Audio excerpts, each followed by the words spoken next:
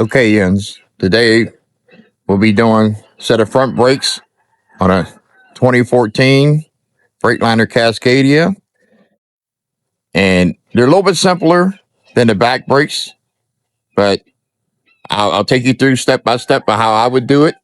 And here we go.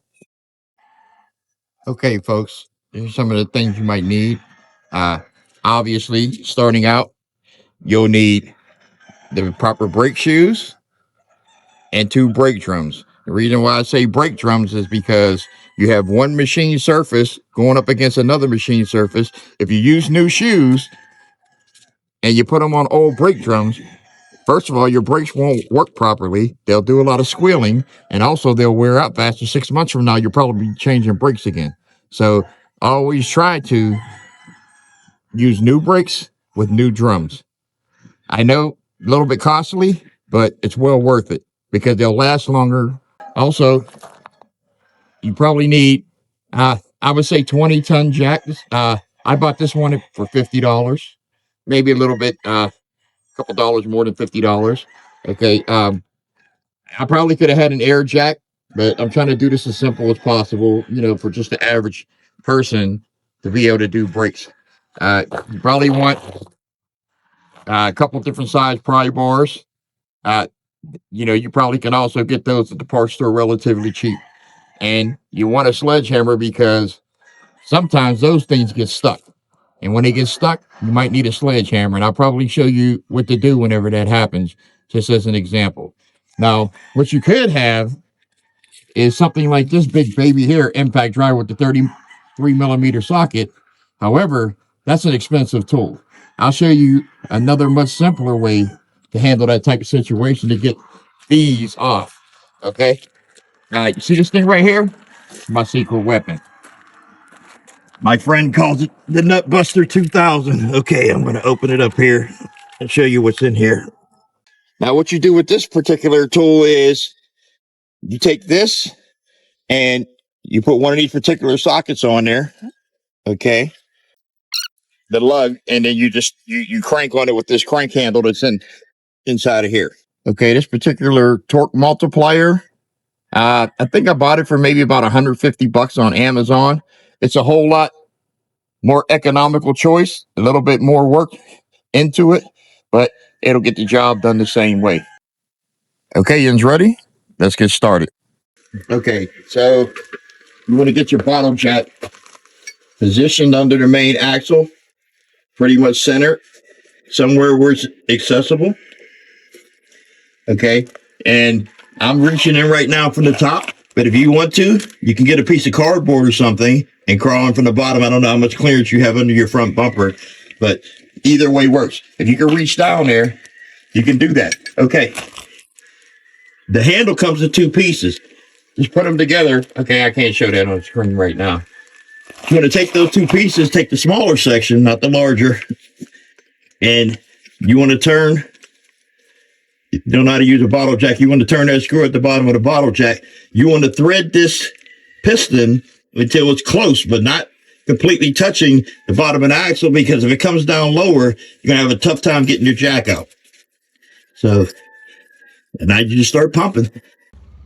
Okay, folks. So we got the truck jacked up off the ground. You can see I'm moving the wheel right here. I have clearance up under here. And you shouldn't have to worry about chocking the wheels if you're doing the front, because the brake brakes have spring brakes on them. Okay, so now we'll take the wheel off. Like I said, you can use this particular tool right here. It has 1,450 pounds of breakaway torque, and they come out pretty easy. You just hammer on them until the nuts come loose. But I'm gonna consider the fact that maybe you can't afford something that expensive. That tool rate alone is $1,000, and the batteries are $300 a piece. But maybe you can afford this one. This one was maybe $300, and the battery was $100. So what we'll do is we'll try to break this loose, use an adapter, because this socket here is 1/2-inch drive. That particular socket on the other one's 1-inch drive. We need an adapter to step up to that. So I'll show you how to do that, and we'll give it a try. Here we go. Okay, so this is what the nut buster slash torque multiplier looks like when it's on the rim. Okay, you have the tool, you have a 33 millimeter socket that comes with it, and all you do is you use this arm and you put it up against the nut next to it, and you start cranking. Now these nuts are torqued at 450 foot-pounds. Okay, but this tool here has a 60-to-1 ratio, maybe even more than that, maybe closer to 70. So instead of having to crank on this to loosen it or hammer on it with your impact gun, you can use this torque multiplier and this handle right here, and you got to do a lot of turning, but I'll show you how it works. Okay, let me hold that steel here. Okay, that was fairly easy. And that wasn't even staged. So, okay, so I have that loose now. I mean, now I'm cranking on it. I can tell you right now about how easy this thing is turning. Sometimes it's not so easy to turn. I'll try another one here, okay? And maybe it's not quite as loose. And if it's not lined up, you want to line it up somewhere close, either to the right or to the left. And then basically what you want to do is you want to advance this thing until it slides on there. Make sure it's lined up properly. Put that tool on the end. Okay, here we go. Slipped off and start cranking. Now this one here, not quite as easy. Okay, you hear that thing pop like that? Okay, I can see the numbers on the socket, and now it's turning. Okay, not so tough. All right, we'll try part two. Okay, there's a little issue I have here. I had the 1/2 inch to 3/4 step up, but the 3/4 to 1 inch, I think it's at home in my other toolbox. So I have to improvise. I have a 3/4 inch drive socket set. I know it's not an impact, but I don't plan on putting much impact on it. So what we'll do is we'll try our 1/2 inch. We'll put it on that nut and we'll see if it works. Look how easy that was.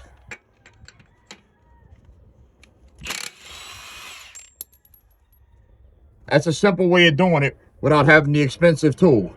Now, in order to torque, like I said, you look at the ratio on your torque multiplier, and when you tighten that back up, then all you do is go in the opposite direction, which would be this way to tighten. And remember, 60 to 71 ratio.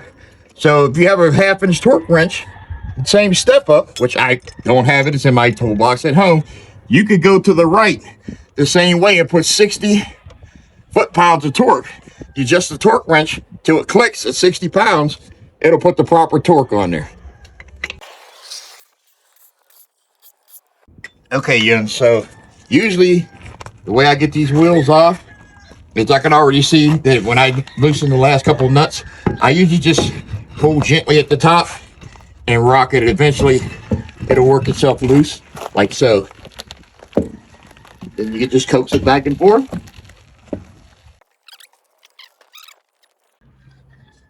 Okay, now guys, what I want to explain to you is this particular system with the front brakes, I told you it's different than the back brakes.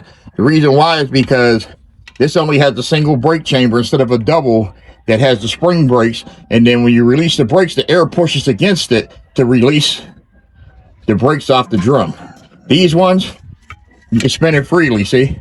Doesn't matter whether the truck's running, whether the brakes are released or the brakes are applied. This whole system right here, see, it's operable. However, if you try to get this drum off, let's see if I can do it here. See, you can't pull it off just because the brakes are released. So it's either frozen on there, or you need to release the adjustments a little bit, loosen up the adjustments so you can get the brakes off, get the brake shoes away. But just for all intents and purposes, I'm gonna try our little friend right here and see if we can break it loose without doing so.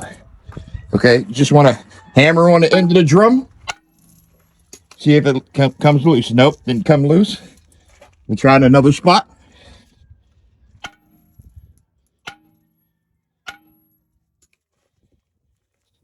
And it doesn't really matter where you hit. It doesn't matter if you crack the drum because it's basically trash anyways. And I'll explain to you why in a minute. Let's try it again.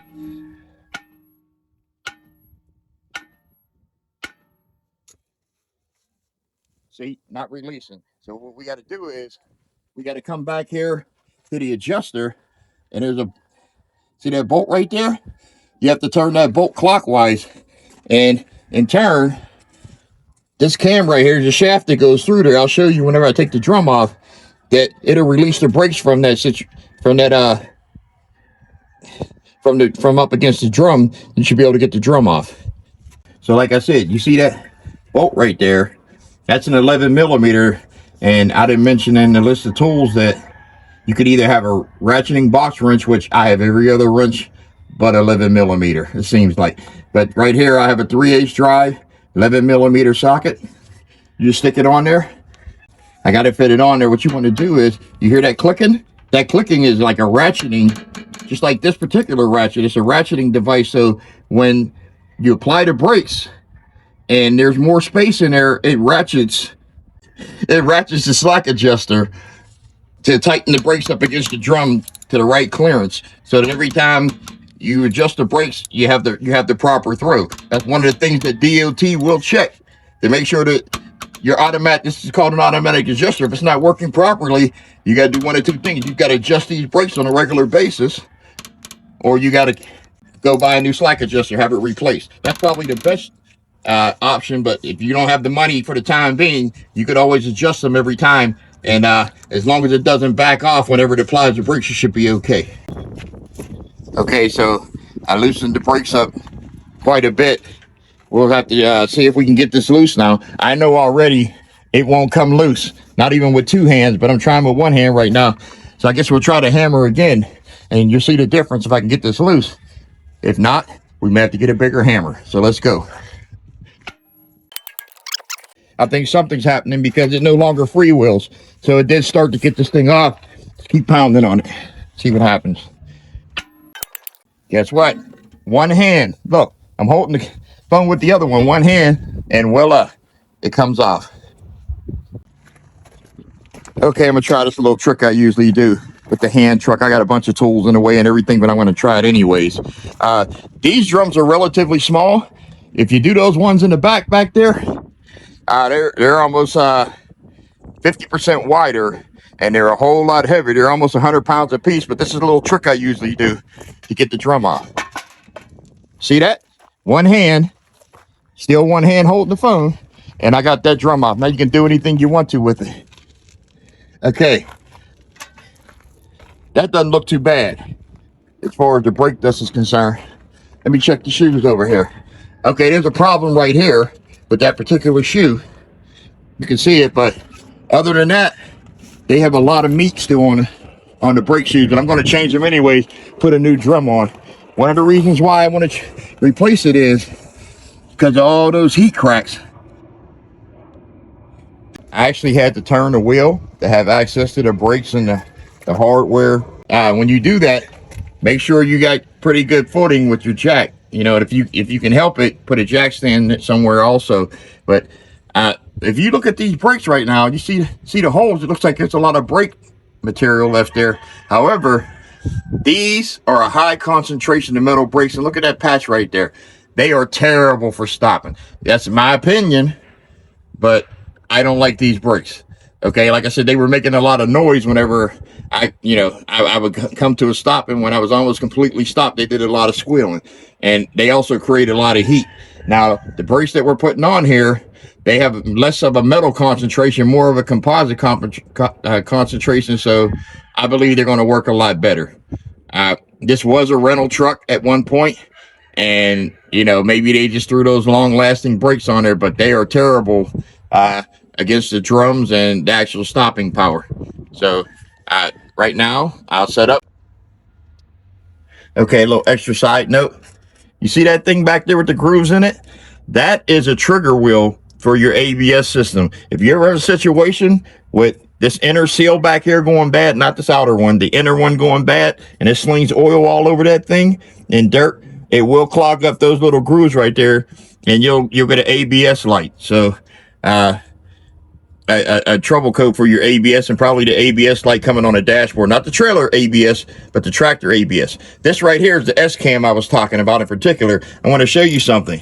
Right now, it's away from the brakes. But as you can see, as I'm cranking, it's going closer and closer towards it.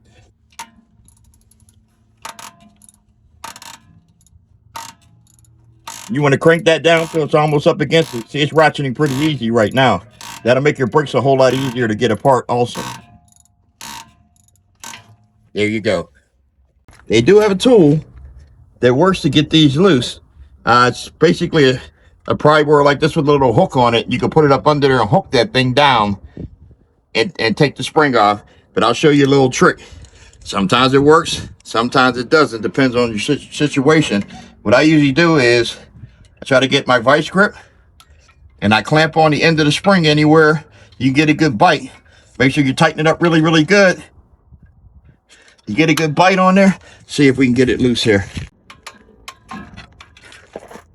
See, and voila. There's also one in here on the inside that you also need to get loose. I'm probably going to have some issues because I have this particular dust cover in the way. I might have to actually take that off. But once you take these springs off, the brakes will basically lift up off. I'll show you in a minute. Okay, I did manage to coax that other spring off with the pry bar. Now what I'll show you is, all you got to do is lift up on this brake pad, bring it around the anchor pin, bring it around the top. Everything comes off. Plain and simple. Okay, this is a different style. Like I said, it's a different composite material other than those solid metal ones. Here, let me grab that real quick. This is the other shoe. This is the type of things that happen whenever they start to fail.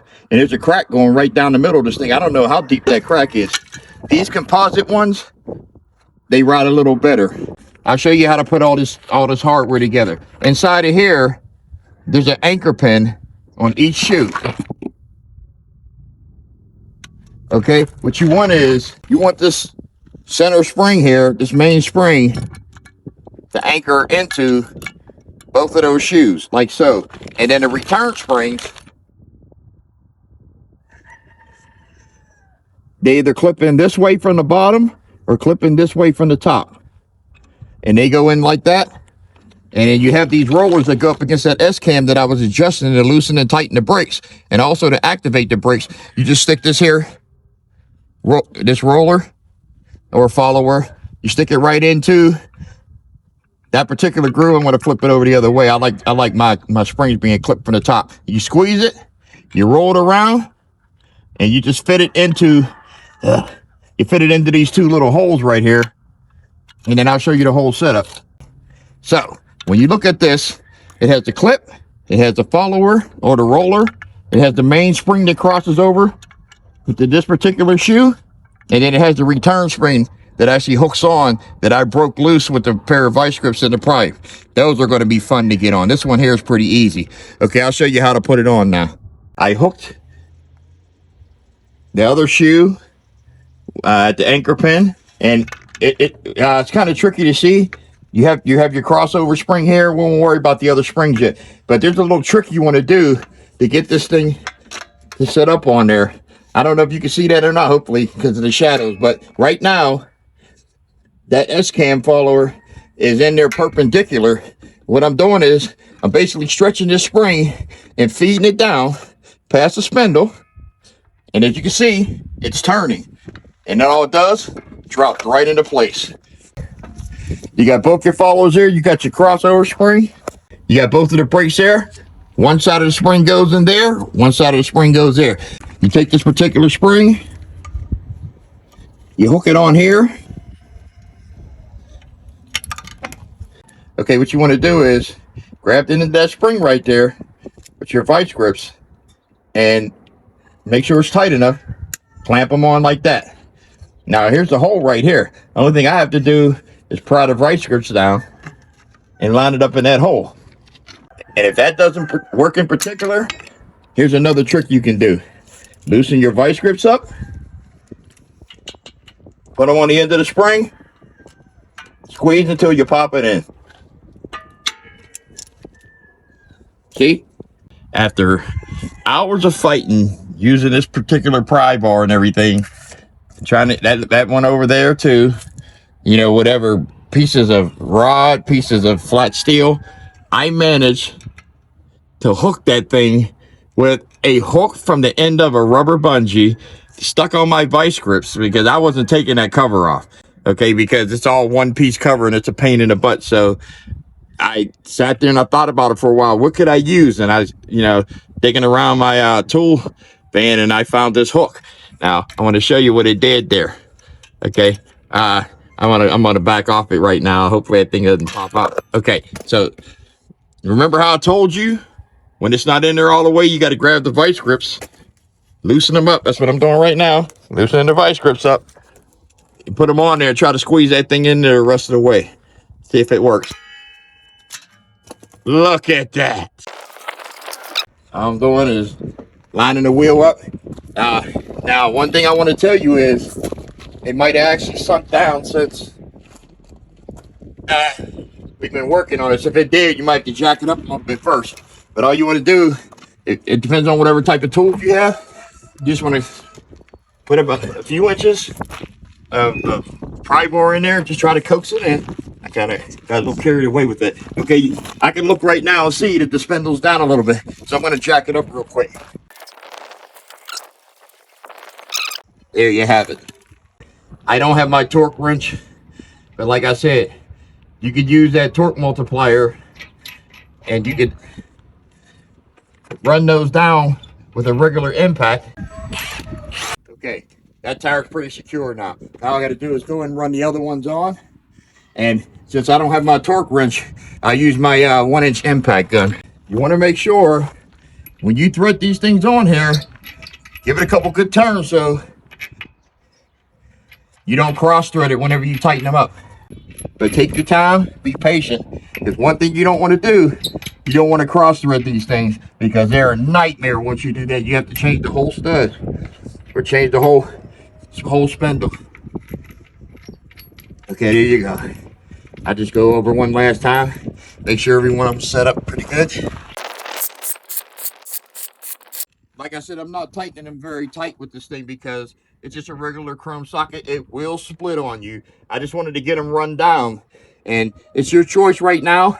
I would recommend taking the jack down, and then you could torque them all down with the impact gun after that. That way, because you have it sitting solid on the ground, you don't have to worry about this thing rolling back and forth like this. Before you put that particular drum on, what you want to do is a particular brake clean, or not this particular brand, but any type of brake clean, anything, because there's oil on that drum, on that surface, to keep it from rusting whenever it sits for a while. So you want to make sure you get that or any type of debris off of there. Okay, and all you're going to do, you could either use the blue type towel or use regular white paper towel. I just brought one of each. What I'm going to do is I'm going to take this brake clean, shake it up, go around one quick turn. That's all. You don't have to get too crazy with it, and try not to inhale it. It's pretty nasty. You know, all you want to do is go around it and wipe all the excess oil off. So I'm just going to wheel the drum over. I already have the brakes adjusted all the way down to the lowest setting. I'll just take the drum, see if I can hook it on there. Look at that. Look at that. Like magic. Now all I got to do is come over here and line the drum up, line the spindle up with the holes. Push it right in. All right, those of you who haven't used a bottle jack, this is how you want to lower it. You take this handle and you take the short side. You want to flip it over. You want to stick it on that pin on the bottom, the screw, and that screw releases the hydraulic fluid. And you don't want to turn it really quick. You just want to turn it easy. Now, I don't know if you saw the wheel coming down or the axle coming down, but now it's all the way down. At that point, I turn it around. I stick the handle back in the pump. I put a little bit of pressure down. Hopefully that bleeds off the jack enough that I can get it out of there. Really simple. Now that you have the wheel on securely, you want to come back onto this bolt right here, and it's not going to ratchet whenever you put it in the tighten position that much. It just ratchets quietly. But if you look on the inside of this shaft, what it's doing is, I don't know if you can see it right there. Actually, no, I'm not getting a good picture of it. But that shaft is turning right there. You do it all the way till it stops. You don't do it very hard. And then what you will do is you'll back the sucker loose. I would say like a half a turn, and let the rest of it ratchet to itself. So that was 330 degrees. So I'll do a couple more. Yep. Okay, that should be enough right there. And your brakes, they should be in pretty good shape. There's an inspection hole down there. Right there, you can look in the hole, see what type of gap you have with the light. I don't really have a video for the other side. Yeah, I just had to do it on my own. I was losing a lot of time here trying to set up and everything and make videos. So the right side is the same way as the driver's side. So if you have any questions or anything, feel free to leave a comment below. Other than that, there were a couple little things I missed out on, like the brake clean as far as the tool's concerned, the vice grips maybe, the 11 millimeter that you need for the adjustment. And other than that, like I said, pretty simple and straightforward. Just a little tedious, like I said, because I had to set up the camera and all that other stuff. So, best of luck. Make sure that whatever way you do it, whether you use an impact, a big impact, 1 inch that has enough torque to torque those down, or you use the torque multiplier and use a torque wrench and do the math, the fractional math, or you take it to the nearest truck stop or nearest mechanic and have them torque it for you, or tire shop for that matter. But you got to make sure that you get those nuts torqued down to the proper torque specification, because we don't want you to go down the road and lose your front wheel. Okay, so other than that, I hope you enjoyed the video, and I just want to say in closing that maybe this isn't necessarily for the people that know what they're doing, but I would say it's definitely for the people that don't know. So I hope you like, subscribe, and come back soon.